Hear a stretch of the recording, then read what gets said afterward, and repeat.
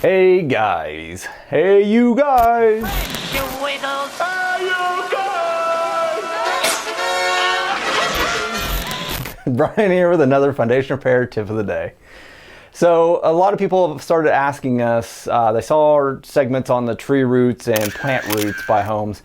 You guys have started to ask, what or how should I landscape my yard around my house?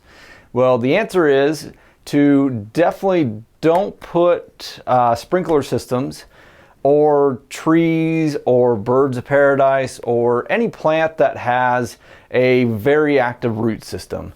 And then the biggest thing, like I said, with the water is to keep that away, because ultimately you're just saturating the soils and going to compromise them years down the road.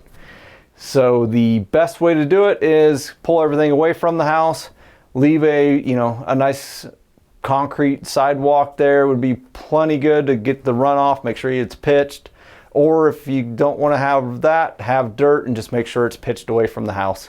And that's the best things you can do. Or put drain systems around your house too. Same thing. And just don't introduce water. Try to pull water away and roots away. And that is your landscaping tip of the day.